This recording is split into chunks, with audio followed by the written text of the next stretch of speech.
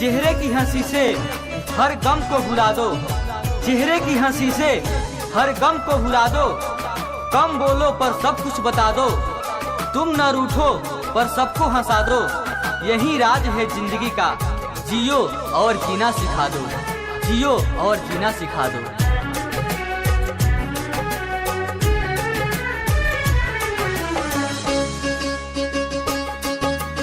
अपना दिल में जवन बुझा हो,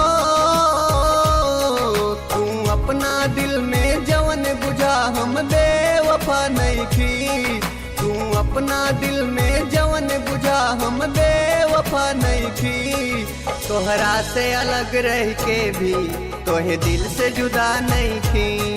तोहरा से अलग रह के भी तोहे दिल से जुदा नहीं थी। जुदा नहीं थी, जुदा नहीं थी, जुदा नहीं थी, जुदा नहीं थी।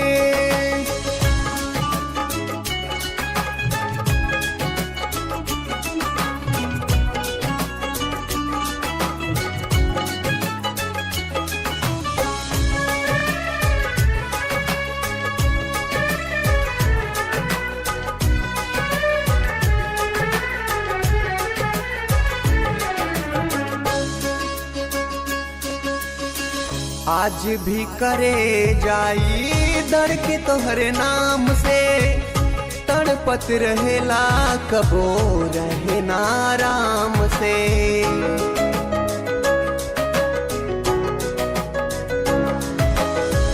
आज भी करे जाई धड़के तोहरे नाम से, तड़पत रहेला कबो रहे ना आराम से। मन से सारा भरम निकाल दा हो, मन से सारा भरम निकाल दा, हम तो से खफा नहीं थी।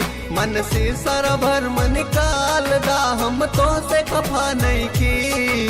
तोहरा से अलग रह के भी तोहे दिल से जुदा नहीं थी।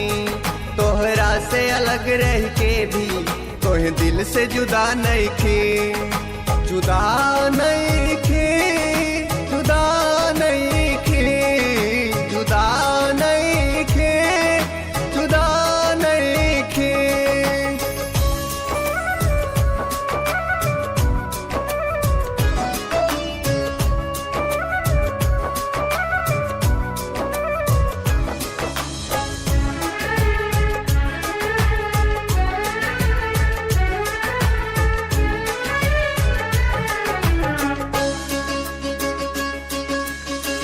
आँखिया में बासल तोहर तस्वीर बा, जान बाटे ये कही भले दूगो शरीर बा।